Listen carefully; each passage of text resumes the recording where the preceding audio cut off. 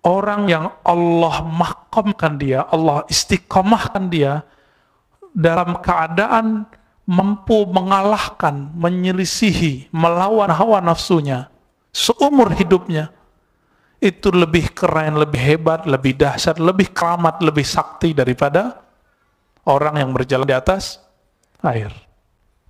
Maka batal semua pak keramat kita. Istiqomah, keteguhan dalam menyalahi hawa nafsu.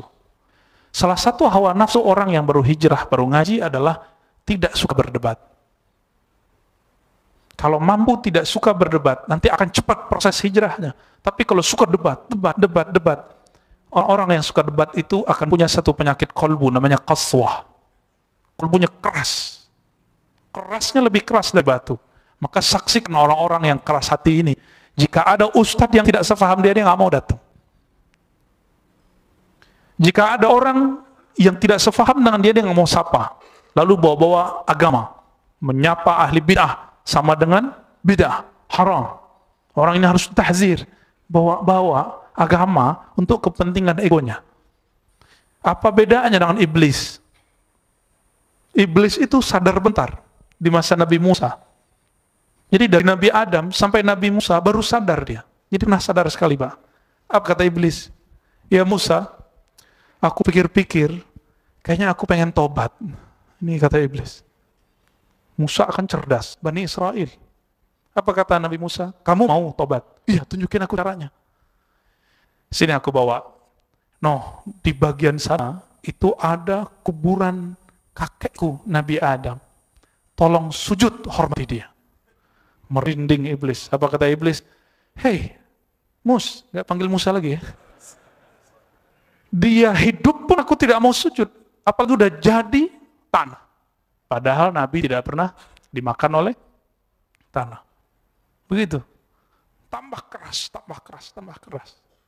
Nah, siapa yang punya karakter begitu? Dia bukan pewaris Nabi. Bukan ulama pewaris Nabi. Tapi ubaru. Pewaris iblis. Maka coba hari ini latihan. Apa latihannya? Coba terima nasihat orang yang beda paham dengan kita. Coba sekarang dengarkan kritik orang yang membenci kita. Antum sanggup itu terbebas dari sifat iblisiyah. Maka indikasinya berikutnya, jika dia hujat, dia tidak sakit hati. Jika dia dipuji, dia tidak besar hati. Kalau sudah sampai begitu, orang ini sudah disebut wusul. Dia telah sampai ke makom yang tenang. La khaufun alaihim wa lahum yahzanun. Wa la yakhafuna lawmata laim. Enggak ada rasa takut, enggak ada rasa hirau, tidak takut terhadap hujatan orang-orang yang menghujat. Apalagi pujian orang yang memuji.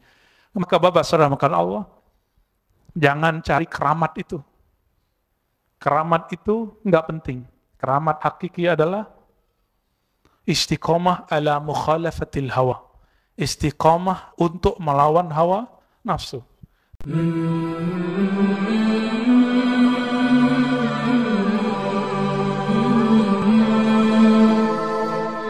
Sebelumnya mari kita baca surah Al-Fatihah supaya Allah membuka kalbu dan pikiran kita. Al-Fatihah. A'udzubillahi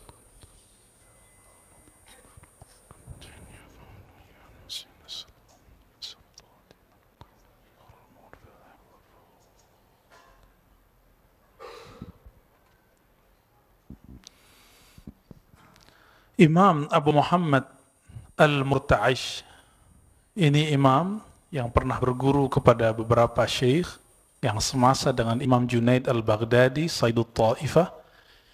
Di antara gurunya namanya Abu Hafs Al-Haddad. Ada juga Abu Uthman Al-Haddad. Jadi dari dulu sudah ada yang disebut Al-Haddad. Tapi Al-Haddad di sini ada yang Haddad ahli besi, ada yang Haddad Sayyid, zuriat Rasulullah sallallahu alaihi wasallam. Dan disebutkan bahwa laqiya Junaid wa sahibah. Dia pernah bertemu Imam Junaid, bahkan menjadi muridnya. Sahibah dalam bahasa Arab, suhbah artinya berguru. Bersuhbah artinya berguru. Imam ini bukan orang Baghdad bukan orang Saudi, dulu nggak ada Saudi ya. Bukan orang Mesir, tapi orang Persia dari kota Naisabur, satu kota dengan Imam Muslim. Imam Muslim namanya Muslim ibnul Hajjaj An-Naisaburi. Dan beliau juga bernama Abu Muhammad Al-Murta'ish An-Naisaburi. Beliau juga kemudian hijrah. Jadi dari dulu orang-orang itu merantau. Kemana beliau merantau? Ke Baghdad. Sehingga Imam Abu Abdullah Ar-Razi mengatakan, kana masyaikhul Iraq yaqulun ajaibu Baghdad fi tasawuf salas. Dulu ulama-ulama qalbu yang kita sebut ulama tasawuf di Irak mengatakan yang pakar ilmu ini di Baghdad hanya 3 orang di masanya setelah Imam Junaid wafat. Siapa saja? Yang pertama, orang yang bulan lalu kita bahas, Imam Ash-Shibli wa isyaratuhu. Imam Shibli dengan isyarat-isyarat uniknya. Lalu wa nukatul Murta'ish, dan komentar-komentar dari Imam Al-Murta'ish yang kita sebut barusan, wa hikayat Ja'far Al-Khuldi, dan hikayat cerita kisah-kisah Imam Ja'far Al-Khuldi. Imam yang ketiga dan kedua ini kurang populer. Yang lebih populer adalah Ash-Shibli. Kenapa? Karena Imam Shibli pernah berinteraksi dengan sufi kontroversial namanya Al-Hallaj. Pernah dengar ya? Hallaj yang wafat 309 Hijriah di tiang gantungan. Kenapa? Karena dia dituduh mengatakan haji cukup di rumah. Tapi ternyata dia tidak pernah mengatakan itu. Lalu dia dituduh oleh orang-orang setelahnya dengan sufi batini, sufi kebatinan. Kenapa? Karena dia mengajarkan hulul, Allah berpindah ke dalam hamba. Tapi semua itu tidak benar, saya sudah buktikan, ternyata itu cuma tuduhan. Betul ada, tapi bukan dia, tapi Syiah Ghulat. Kelompok Syiah yang Ghulat, yang Syiah Imamiyah sendiri mengkafirkan mereka. Apalagi kaum Sunni. Ya, kita ahlu sunnah wal jamaah, tiada ada urusan hamba jadi Tuhan. Tuhan jadi hamba itu taklim apaan ya. Beliau meninggal di Baghdad tahun 328 Hijriah. Berarti 4 tahun setelah Imam Abul Hasan Al-Asy'ari. Jadi ini zaman kegemilangan. Muncul Imam Aqidah, Abul Hasan Asy'ari, Tahawi, Abu Mansur Al-Maturidi. Juga muncul Imam Ibn Surayj dalam ilmu fiqih. Dalam ilmu qalbu muncullah Imam Shibli, Imam Ja'far Al-Khuldi, kemudian Imam ini, Imam Abu Muhammad Al-Murta'ish. Apa petuah-petuah beliau? Di kitab matannya tidak disebutkan, tapi dalam hasyiah yang saya pegang disebutkan. Salah satu kalimat beliau yang betul-betul kena buat saya, nggak tahu kalau buat antum ya. Apa kata beliau? Sukunul qalbi ila ghairil maula ta'jilu aqubatin minallahi tabaraka ta'ala fid dunya. Ciri-ciri siksaan itu telah Allah takdimkan. Apa arti takdim? Kalau kita bilang jemaah takdim artinya apa? Dimajukan. Ciri-ciri jika siksaan uqubah, siksaan Allah Ta'ala, Allah majukan di dunia. Apa itu? Sukunul qalbi ila ghairil maula. Ketika qalbu ini bergantung, berkiblat bukan kepada Allah Ta'ala. Kalau seorang ustadz itu problemnya 2 aja. Kemiskinan sama popularitas. Kalau awam, problemnya kejahilan dan hubbud dunya, cinta dunia. Kalau anak-anak, hatinya gantung ke mainan, maka mainannya pecah. Teriaknya bukan main. Tapi tambah umur, mainan berganti. Seumur kita ini, seumur bapak ini mainannya apa? Rumah, mobil, handphone, smartphone. Apalagi? Semuanya. Bahkan tidak jarang kita yang mempermainkan kolbu kita sendiri. Ini kita, saya dan kita semua. Maka rasakan ketidaknyamanan jika kolbu ini bergantung bukan kepada Allah.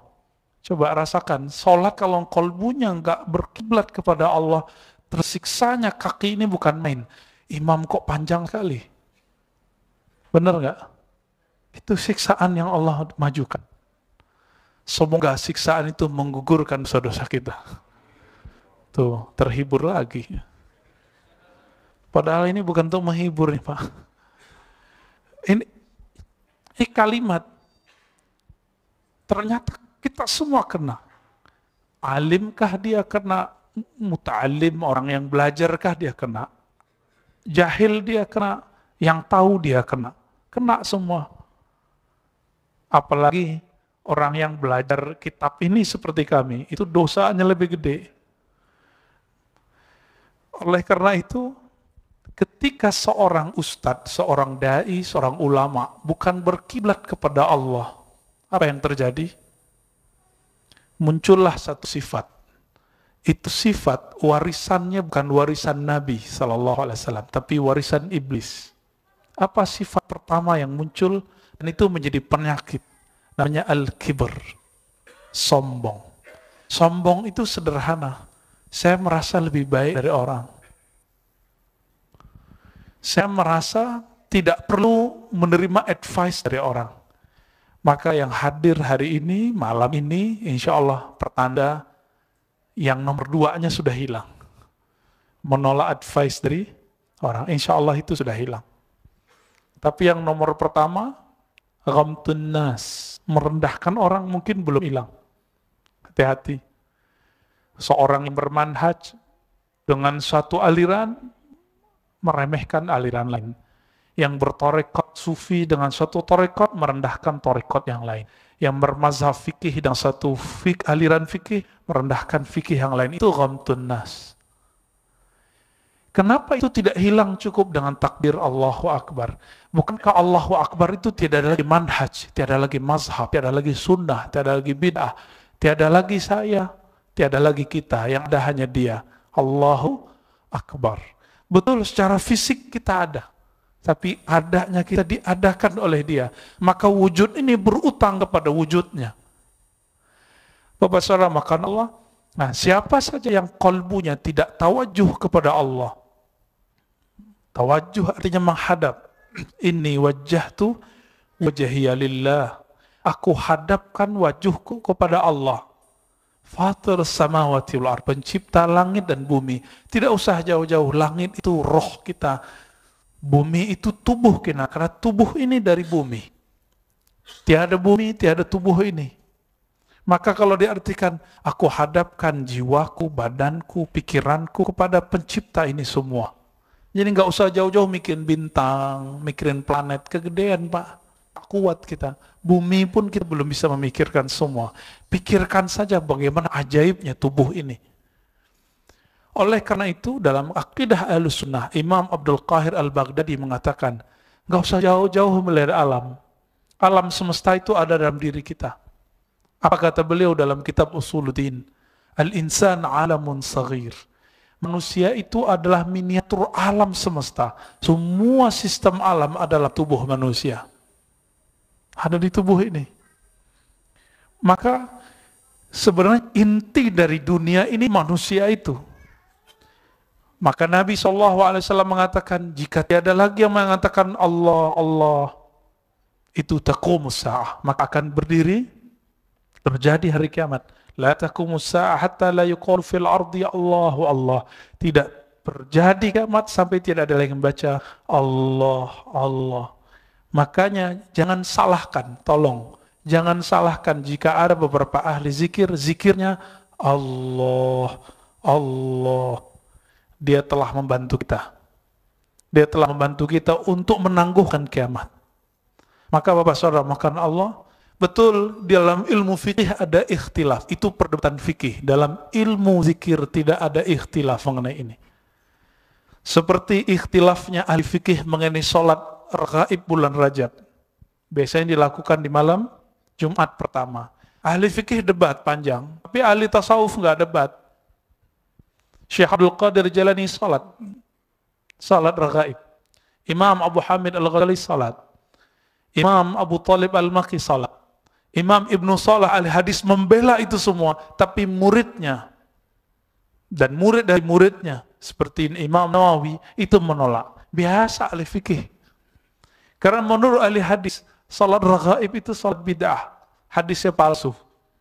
Tapi menurut ahli zikir, kami terima ini bersanad dari guru kami, walaupun menurut ahli hadis itu dhaif. Jadi nanti kalau ada orang salat raghaib malam Jumat, pahami perdebatan itu, sehingga kita nggak maksain orang, ya. Karena dulu di zaman Imam Ibnu Taimiyah tengkar sama orang masjid. Kenapa? Karena dia membubarkan orang lagi sholat raghaib. Saya juga tidak menganggap sholat raghaib itu hadis sahih, dan saya tidak melakukannya. Karena ngaji hadis saya lebih lama daripada ngaji tasawufnya. Namun, saya tidak akan membid'ahkan itu. Kenapa? Ini ikhtilaful fiqh. Ini ikhtilaf dalam fikih. Taib.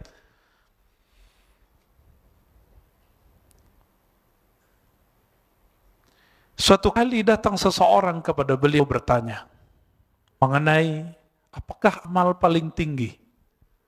Ya rajulun al-Murta'ish. Datang seseorang kepada Imam Murta'ish An-Naisaburi. Apa kata beliau? Kata orang ini, Ayyul a'mal afdal. Wahai Tuan Guru Al-Murta'ish, apakah amal paling mulia? Kira-kira kalau kita jawabnya apa? Pasti macam-macam nih. Ya, pasti macam-macam. Dan orang menjawab kadang-kadang sesuai makomnya, kadang-kadang sesuai makom yang nanya. Lalu beliau menjawab, ini makomnya beliau. Amal yang paling tinggi yang ia lakukan adalah ru'yatu fadlillah. Melihat semua kurnia di dunia ini, anugerah di dunia ini bersumber dari Allah Ta'ala. Nggak usah jauh-jauh. Satu helai rambut pun kita tidak sanggup menumbuhkannya. Siapa yang menumbuhkan? Allah. Coba lihat, manusia telah mampu buat pesawat, buat roket, bisa tembus, bahkan katanya sampai ke bulan, wallahu alam benar apa tidak ya. Tapi tidak satu pun mampu menumbuhkan satu rambut dalam tubuh. Ada yang bisa? Tidak satu pun ilmu yang sanggup menumbuhkan kuku. Gigi kalau sudah patah kedua kalinya, bisa nggak? Ada nggak alat untuk menumbuhkannya lagi?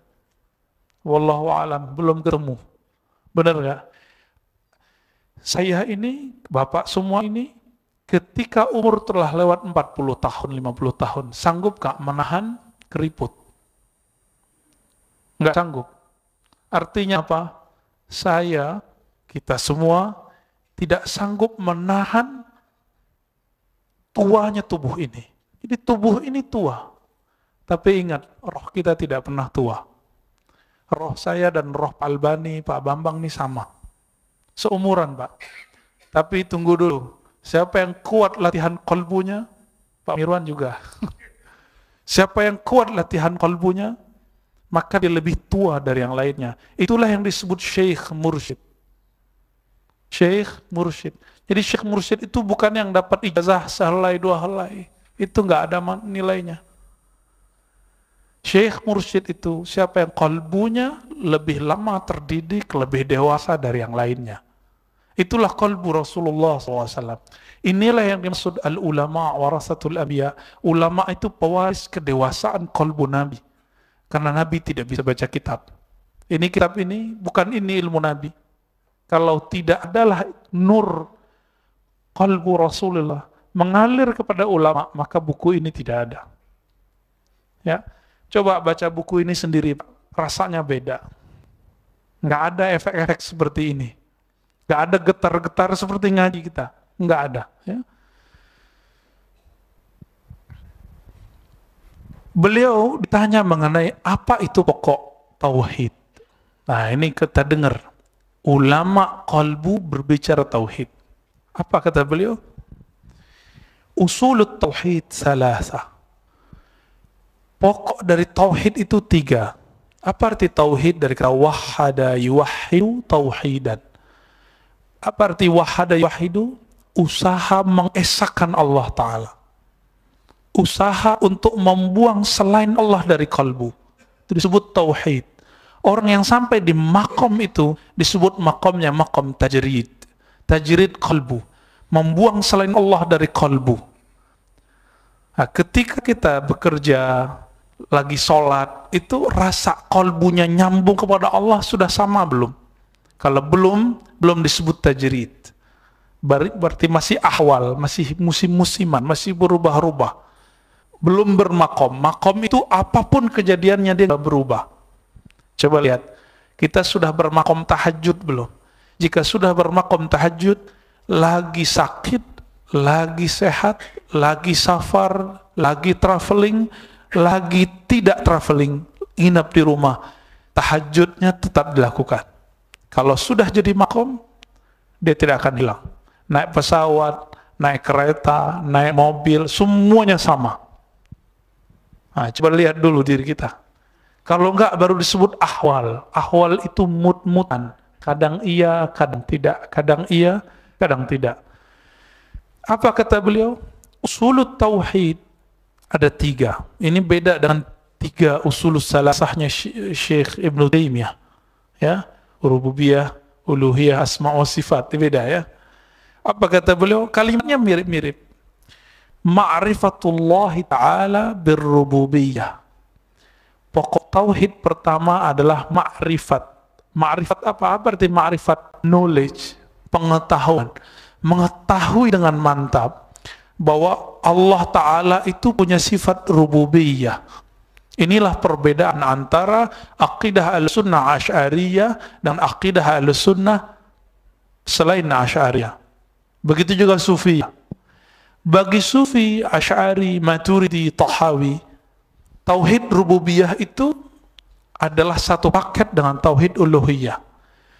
Apa arti rububiyah? Keyakinan bahwa Allah pencipta. Tapi datang setelah 7 abad, datang Syekh Ibnu Taimiyah, lalu dia membedakan uluhiyah beda dengan rububiyah. Orang Arab musyrik sampai kepada makom rububiyah, tapi tidak sampai ke uluhiyah. Ini kata siapa? Ibnu Taimiyah. Akhirnya Ibnu Taimiyah mengatakan musyrik pun bertauhid, tapi baru tauhid rububiyah. Apakah ini benar? Ini telah dibantah oleh Imam Subki, Imam Jahbal, dan imam-imam yang lain. Dan Al-Quran sendiri menjelaskan tidak seperti itu. Contoh, nggak usah jauh-jauh. Oleh Ibnu Taimiyah mengatakan bahwa Allah pencipta tidak cukup. Allah pencipta harus disembah. Ya, itu kalimat yang berulang-ulang. Bagi kita, pencipta ya wajib disembah. Maka rububiyah pasti uluhiyah. Dan ini terlihat dari surah Al-Baqarah, surat Al-Fatihah, surat-surat lain. Yang paling gampang Al-Fatihah. Pembuka Al-Fatihah, Alhamdulillahi Rabbil Alamin. Kenapa Allah tidak sebut Alhamdulillahi Ilahil Alamin? Ilah, uluhiyah. Tapi kena sebut Rabb, rububiyah. Kenapa? Karena rububiyah itu paling tinggi. Karena rububiyah itu satu paket dengan uluhiyah. Orang kalau telah yakin ya Allah penciptanya, otomatis kolbunya menuntut dia untuk menyembah Allah Ta'ala. Maka di Quran kalimatnya sembahlah Rabb kamu. Ya ayyuhannas wa'budu rabbakum, wahai manusia sembahlah Rabb kamu. Surah Al-Baqarah. Maka tauhid rububiyah, tauhid uluhiyah satu paket. Jadi jangan terjebak lagi dengan pembagian itu. Jadi ma'rifatullah birrububiyah, mengenal Allah bahwa ia pencipta. Penciptaan tadi saya sudah sebut, tidak hanya ngurusin alam yang gede ini, tapi juga ngurusin tubuh kita. Bapak saudara makan Allah, sadarkah kita bahwa jantung ini, nafas ini, darah ini semuanya mengalir, bukan mengalir sendiri. Pasti ada yang ngalirin. Itu kalau ada kali, ada waduk, ada apalagi itu waduk dan segala macam itu kalau tidak diatur, airnya bisa bikin banjir Jakarta semua. Sekarang lagi banjir ya. Kita doakan semoga yang kena banjir segera Allah alirkan banjirnya, Allah angkat banjirnya, Allah berikan mereka ketabahan. Amin rabbal alamin. Kita yang nggak kena bantu mereka. Ya. Itu rububiyah. Bayangkan jika jalan itu tidak diatur, macetnya bukan main.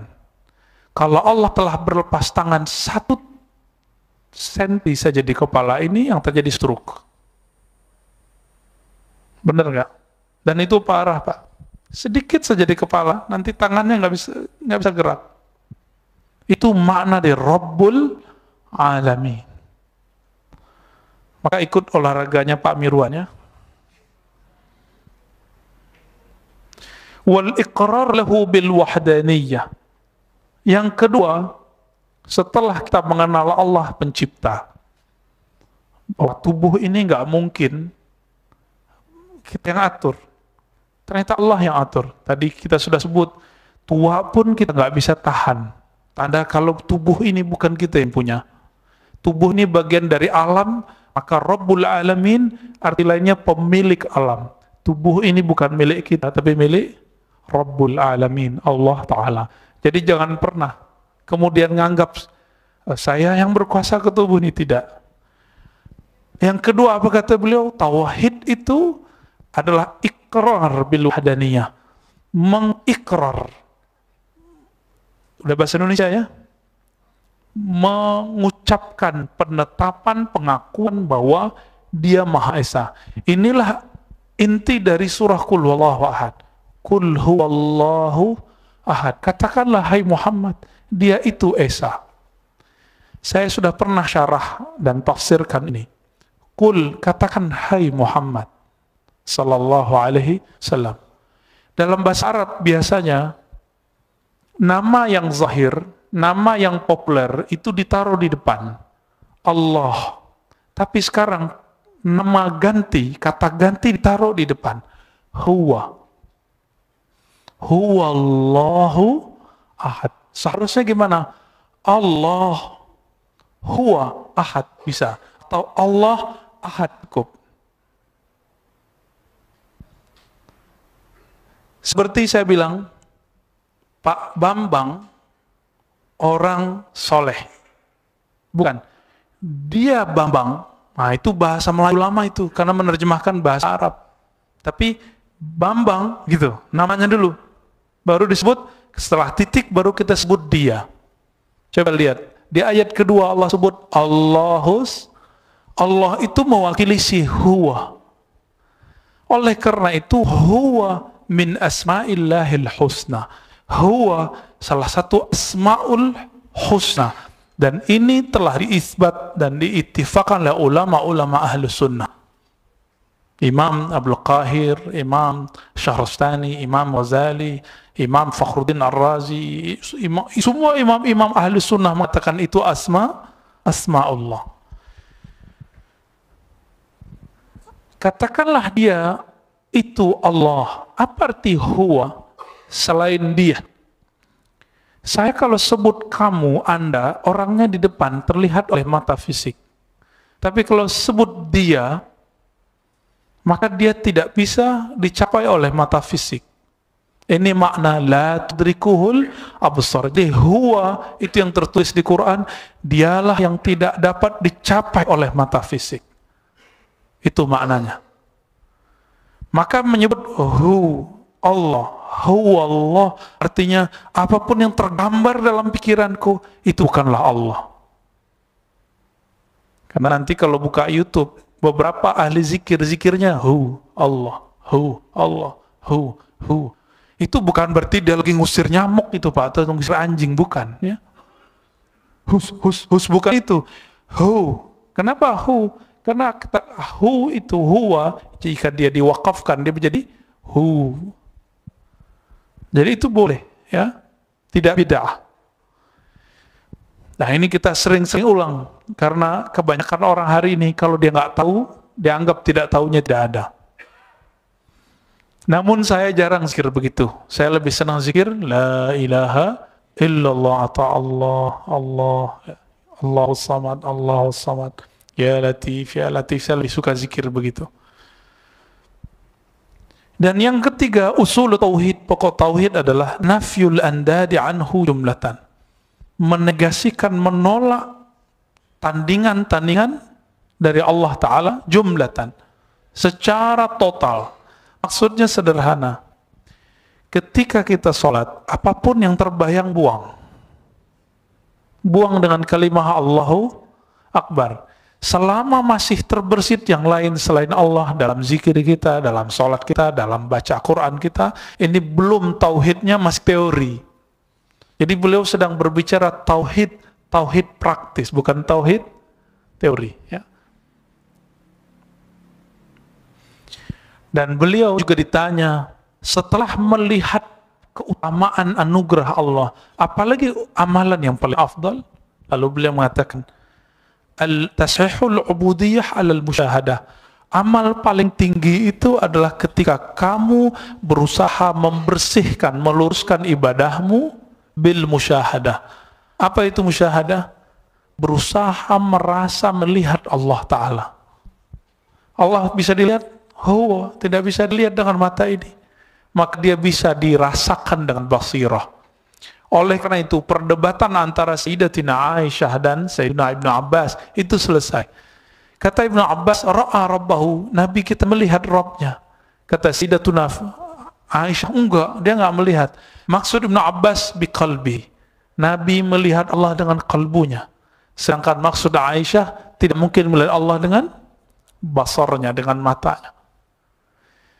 Dan ini yang diwariskan oleh Nabi, Bapak Saudara makan Allah. Jadi inilah maksud sallu kama ra'aitumuni usolli. Salatlah kamu seakan-akan kamu melihat, salatlah kamu seperti kamu melihat aku salat. Bagaimana aku salat? Anta'budallaha ka'annaka tarah. Engkau beribadah seakan-akan memandangnya. Kalau memandangnya, kita ngobrol dengannya, kita berbicara dengannya. Rasa ini diwariskan ke ulama yang ahli qalbu, dari ulama ahli qalbu yang bernama sahabat itu diwariskan ke tabi'in terus, maka wajib bersanad. Karena khusyuk pun bersanad. Nggak mungkin khusyuk itu didapat habis baca Sahih Bukhari. Baca 1000 kali Sahih Bukhari nggak dapat khusyuk, saya jamin. Baca Quran 1000 kali, kalau nggak berguru, aneh ini orang hari ini. Nggak usah berguru, start langsung ke Quran dan Sunnah. Dia lupa, dia baca alif bata aja pakai guru. Bener nggak? Masa ingin memahami makna alif bata nggak pakai guru? Itu cerdas atau kurang cerdas? Itu kurang cerdas itu. Tapi yang kurang cerdas itu hari ini yang dianggap bermanhaj salaf. Nggak usah ikut ulama, nggak usah ikut ustadz. Itu hari ini. Ini yang kita kritik sebelumnya. Mungkin Bapak mohon maaf, ada yang sangat fans kepada Dr. Zakir Naik. Bukan dokter ya, Dr. Zakir Naik. Betul, kita salut, dia telah mengalahkan banyak orang yang ragu-ragu masalah kristologi. Tapi dia bukan mufti, ingat, dia bukan ahli fatwa. Dan dia pernah mengkafirkan banyak ulama dengan kata-kata bahwa tawassul itu syirik. Jadi kalau dia berprestasi, mengislamkan ribuan orang awam, tapi dia juga punya prestasi. Apa? Telah mengkafirkan ulama yang bertawassul. Bahaya nggak tuh? Bahaya sekali. Maka jangan berlebihan menilai orang. Cukup katakan, Dr. Zakir Naik punya jasa dalam kristologi. Jangan lebih dari itu. Masa kita bisa mengatakan ulama, sedangkan dia tidak punya basic sekolah agama dari kecil? Ini gak adilnya orang hari ini. Afala ta'qilun. Maka Allah berkali-kali mengatakan, apa kamu tidak gunakan akal sehatmu? Ya. Yang kedua kata beliau, amal yang sangat mulia adalah mulazamatul khidmah ala sunnah. Mulazamah, apa arti mulazamah? Selalu melazimkan, mengkonsistenkan, mendawamkan, continue, khidmah, melayani di umat Islam, melayani makhluk Allah Ta'ala ala sunnah, berdasarkan sunnah. Ini kita lihat banyak di orang pesantren, ikhwah, sahabat kita jemaah tabligh. Tapi sayangnya, saya pernah dapat ketemu jemaah tabligh, kita habis ceramah, kita diceramahin. Setahu saya, ahbab tabligh itu punya adab. Kalau ustadz, guru, tuan guru, kiai, syekh, itu tidak boleh diceramahi di tashkil. Tapi saya kemudian merujuk diri. Mungkin saya belum dianggap tuan guru, karena memang saya belum tuan guru. Ya sudah, akhirnya saya ngobrol dia, tapi pakai bahasa Arab saya ngobrol dia. Habis itu apa yang terjadi? Dia panggil teman-temannya semua, ayo kamu sini, kamu sini, kamu sini. Dia mau kepung saya untuk mentashkil. Apa yang terjadi setelah itu? Saya dibentak oleh salah satu preman di belakang yang baru tobat. Kamu nih, sok alim. Saya datangin Pak. Dia kira saya mau mukul dia. Tangannya udah naik, tapi tangannya saya ambil, saya salamin. Habis itu kita bilang, Assalamualaikum, saya pergi. Setelah itu, mohon maaf saya nggak mau lagi ngisi di situ. Kenapa? Untuk apa kita datang di tempat yang mereka tidak menghormati kitab yang saya bawa? Nggak usah hormati saya, hormati saja kitabnya. Maka pada ahbab tabligh, ana uhibbukum fillah. Saya mencintai antum semua. Dan saya pernah khuruj. Dan saya punya sahabat-sahabat yang khuruj. Tapi yang lagi jos, lagi ngejos, hati-hati, adabmu dijaga. Karena al-ilmu ghayatuha al-adab. Ilmu ghayatuhu al-adab. Ilmu itu puncaknya adab. Kalau nggak punya adab, itu bukan orang alim. Ini yang disebut oleh Ali karamallahu wajah. Apa kata beliau? La yakunul alimu aliman hatta ya'mal bi ilmi. Orang alim itu nggak disebut bermakom alim. Cukup dia disebut cendekiawan, tapi dia belum bermakom alim. Kenapa? Dia belum beramal. Maka orang yang disebut alim itu yang mengamalkan apa yang dia buat. Bapak saudara, karena Allah. Nah ini terjadi, ya. Itu tadi jemaah tabligh yang sudah dididik loh. Bagaimana yang belum dididik? Datang jemaah awam ke rumah bilang apa? Ustaz, saya mau mendebat Ustaz. Saya tanya, jurusan kamu apa? Jurusannya umum. Mau debat kita? Ya, seharusnya bahasanya bukan begitu. Ustaz, saya mau nanya, kan gitu seharusnya. Hati-hati, adab yang sedikit itu loh. Tapi karena Allah Ta'ala mengatakan wa'arid anil jahilin, berpalinglah dari orang jahil. Jadi kita nggak anggap itu, kita maafkan itu. Nanti kalau dia sudah ngerti, dia malu sendiri. Ya. Taib. Suatu kali Imam Al-Murta'ish ditanya mengenai keramat wali. Kita percaya keramat wali karena itu ada di Quran. Asif bin Barkhiyah, salah satu masih keluarga dari Nabi Sulaiman alaihissalam, itu mungkin anak tantenya, kira-kira begitu, berarti sepupunya. Namanya Asif bin Barkhiyah, itu bukan nabi, bukan rasul, tapi mampu memindahkan istana Bilqis dalam sekejap. Apa amalannya? Amalannya adalah Ismul A'zam. Ya, nama Allah yang agung. Itu jadi wirid nafasnya. Sehingga apapun yang dia pegang berkat. Apa yang dikehendaki Allah tunaikan. Maka kita percaya kejadian-kejadian luar biasa itu. Tapi Imam Al-Murta'ish ditanya, kalau ada orang bisa jalan di atas air, melayang di udara, ditusuk, dibacok, nggak mati-mati, itu keren nggak sih? Gitu. Itu pertanyaan orang ini. Tajam kan nih? Ya, ini debus-debus kena semua nih ya.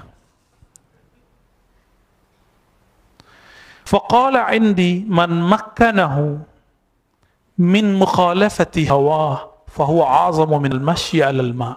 Kata beliau, bagiku, kata Imam Murta'ish, orang yang Allah mahkamkan dia, Allah istiqamahkan dia dalam keadaan mampu mengalahkan, menyelisihi, melawan hawa nafsunya seumur hidupnya, itu lebih keren, lebih hebat, lebih dahsyat, lebih keramat, lebih sakti daripada orang yang berjalan di atas air.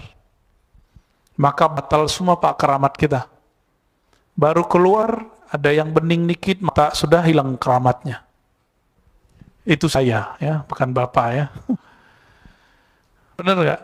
Ada aib orang dikit, lidah ini nggak tahan untuk ngomongnya. Itu juga saya, ya, bukan Bapak juga ya. Telinga ini dengar suara musik dikit, langsung mau dengerin. Padahal ada kitabullah yang lebih indah. Kira-kira seperti itu. Maka keramat kita batal semua. Kenapa batal semua? Karena keramat yang tertinggi adalah al-istiqamah ala mukhalafatil hawa. Istiqamah, keteguhan dalam menyalahi hawa nafsu. Salah satu hawa nafsu orang yang baru hijrah, baru ngaji adalah tidak suka berdebat. Kalau mampu tidak suka berdebat, nanti akan cepat proses hijrahnya. Tapi kalau suka debat, orang-orang yang suka debat itu akan punya satu penyakit kolbu, namanya qaswah. Kolbunya keras. Kerasnya lebih keras dari batu. Maka saksikan orang-orang yang keras hati ini. Jika ada ustadz yang tidak sepaham dia nggak mau datang. Jika ada orang yang tidak sepaham dengan dia nggak mau sapa. Lalu bawa-bawa agama. Menyapa ahli bid'ah. Sama dengan bid'ah. Haram. Orang ini harus ditahzir. Bawa agama untuk kepentingan egonya. Apa bedanya dengan iblis? Iblis itu sadar bentar di masa Nabi Musa. Jadi dari Nabi Adam sampai Nabi Musa baru sadar dia. Jadi pernah sadar sekali, Pak. Apa kata iblis? Ya Musa, aku pikir-pikir, kayaknya aku pengen tobat. Ini kata iblis. Musa akan cerdas, Bani Israel. Apa kata Nabi Musa? Kamu mau tobat? Iya, tunjukin aku caranya. Sini aku bawa. No, di bagian sana itu ada kuburan kakekku Nabi Adam. Tolong sujud hormati dia. Merinding iblis. Apa kata iblis? Hei, Mus, nggak panggil Musa lagi ya. Dia hidup pun aku tidak mau sujud. Apalagi udah jadi tanah. Padahal Nabi tidak pernah dimakan oleh tanah. Begitu. Tambah keras. Nah, siapa yang punya karakter begitu? Dia bukan pewaris Nabi, bukan ulama pewaris Nabi, tapi ubaru, pewaris iblis. Maka coba hari ini latihan. Apa latihannya? Coba terima nasihat orang yang beda paham dengan kita. Coba sekarang dengarkan kritik orang yang membenci kita. Antum sanggup itu terbebas dari sifat iblisiyah. Maka indikasinya berikutnya, jika dia hujat, dia tidak sakit hati. Jika dia dipuji, dia tidak besar hati. Kalau sudah sampai begitu, orang ini sudah disebut wusul. Dia telah sampai ke makom yang tenang. La khaufun alaihim walahum yahzanun. Wala yakhafuna lawmata laim, enggak ada rasa takut, enggak ada rasa hirau, tidak takut terhadap hujatan orang-orang yang menghujat. Apalagi pujian orang yang memuji. Maka Bapak Saudara makan Allah, jangan cari keramat itu. Keramat itu enggak penting. Keramat hakiki adalah istiqomah ala mukhalafatil hawa. Istiqomah untuk melawan hawa nafsu. Hari ini kita bisa ngomong begini, besok kita uji. Ya. Tidak hanya Bapak, saya juga saya diuji tiap hari, Bapak diuji tiap hari, kita diuji tiap hari. Sanggup atau tidak? Yang telah berlalu sudah. Yang telah berlalu gak usah pikirkan lagi. Karena ciri-ciri orang diterima taubatnya, dia bisa move on, dia bisa lupakan masa lalunya. Katakan, ya Rabb, yang masa laluku, Engkau maha azim. Jika Engkau azim, pasti dosaku jadi kecil di matamu. Tapi masa depan, ini PR kita. Semoga kajian malam ini meningkatkan qalbu kita kepada makom karamah al-haqiqiyah, karamah tertinggi, karamah mukhalafatil hawa, menyalahi, berjuang melawan hawa nafsu. Saya tutup dengan sebuah hadis Nabi riwayat Imam Bukhari, al-mujahidu man jahada hawa. Mujahid tertinggi, mujahid terkuat adalah man jahada hawa, Menjahada hawa artinya yang berjuang melawan hawa nafsunya, bukan sekali, bukan dua kali, tapi berkali-kali, terjatuh bangkit lagi sampai mati. Itulah akhir dari perjuangan jihad kita. Wassallallahu ala nabi Muhammad, subhanakallahumma wa bihamdika asyhadu an la ilaha illa anta astaghfiruka wa atubu ilaik. Wassallallahu ala nabi Muhammad walhamdulillah. Assalamualaikum warahmatullahi wabarakatuh.